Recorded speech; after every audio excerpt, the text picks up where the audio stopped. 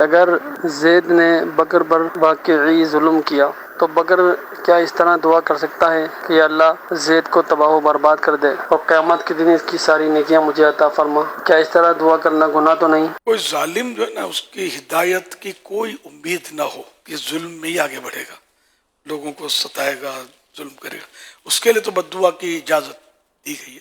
عام طور پہ اس طرح ہوتا ہے، اور پھر یہ کہ ساری نیکیوں پر دعویٰ دائر کر دیں، ساری نیکیاں دے دے، تو یہ کیسے ہوگا؟ اس طرح کی دعا سے گریز کیا جائے، معاف کر دیا جائے، معاف کرنے میں ثواب زیادہ ہے۔ ضرورت انتقام کی بھی صورتیں ہیں، لیکن انتقام لینے میں یہ ہوتا ہے کہ احتیاط ہو نہیں پائے گی، بہت مشکل ہے۔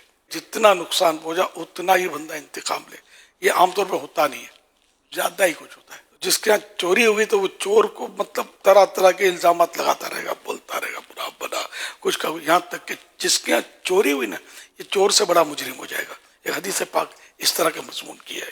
تو ہمارے یہاں یہ بھی ہوتا ہے کہ کسی نے اگر ہمارے ساتھ برائی کر بھی لی، ہم اس کو اتنا برا بھلا بولتے ہیں کہ وہ تو بہت پیچھے رہ جاتا ہے، ہم تو اس کو ساتوں پوچھتے ہیں، کھنگال ڈالتے ہیں۔ تو بہرحال یہ کہ ظلم کا بدلہ جو ہے یہ درست یعنی صحیح یہی طریقہ ہے کہ اس کو معاف کر دیا جائے۔ باقی یہ کہ انتقام لینا یا بات صورتیں ہوتی ہے کہ کورٹ میں چلا جانا، کیس کر دینا، یہ بھی جائز ہوتا ہے، تو اس میں بھی کوئی حرج نہیں ہے کہ جیسے کسی نے مال دبا دیا، اب معاف نہیں کرنا چاہتا، اور دبا لیا اس نے، واقعی نے جان نہیں دوں گا، کھا گیا پیچھے، واقعی ظالم میں شخص حق مار دیا اپنا، معاف کرنا نہیں چاہتا، اس کو رائٹ ہے بھلے معاف نہ کرے۔ اب یہ اس کے لیے اس کی کوشش کرے، لیکن کوشش جس طرح کہ اس سے مطالبہ کرے، سمجھائے بجھائے، وہ ایک صورتیں ہیں، ورنہ پھر یہ کہ مارا ماری بدماش آگے کرنا۔ اب یہ ہوتا ہے بدماش لوگ جو ہیں یہ فیصلے کرواتے ہیں آج کل، آدھا تیرا آدھا میرا، اور گناہ اور دھمکیاں اور فائرنگ اور بہت کچھ ہو رہا ہوتا ہے ہمارے معاشرے میں۔ یہ بہت سو کو پتا ہوگا کہ اس طرح بدماش لوگ فیصلے کرواتے ہیں۔ یہ تو بالکل ناجائز صورت ہے، اس طرح نہیں ہونا چاہیے۔ البتہ یہ کہ جیسے پولیس کیس کیا، کورٹ میں گئے، تو یہ اس کی یہ جائز صورتیں موجود ہیں، یہ کرے۔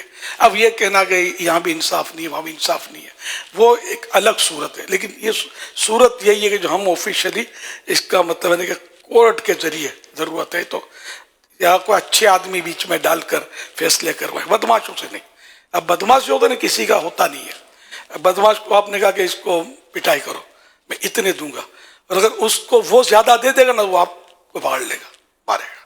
یہ پیسوں کے مطلب ہوتے ہیں، اچھے لوگ نہیں ہوتے بدماش۔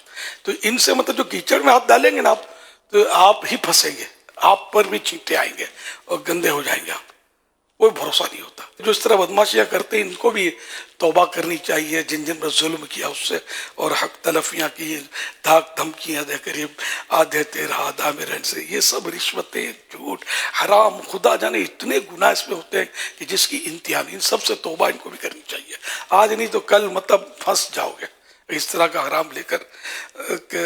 ابھی چلو طاقت ہے، جوانی ہے، اسلحہ ہے، کل پولیس کے بھی اگر اچھے چڑھ گئے تو پولیس بھی نہیں چھوڑتی، بات ہوگا کیا کیا مطلب حساب کتاب چلتا ہے۔ اچھا پھر بھی بچ گئے، بڈھے تو ہوں گے نا، پھر بھی بچ گئے، بڑھاپے میں بھی کچھ نہیں ہوا، مرو گے تو صحیح، نہ جاؤ گے کہاں بچ گئے، قبر میں کیا کرو گے؟ پھر کون بچانے آئے گا؟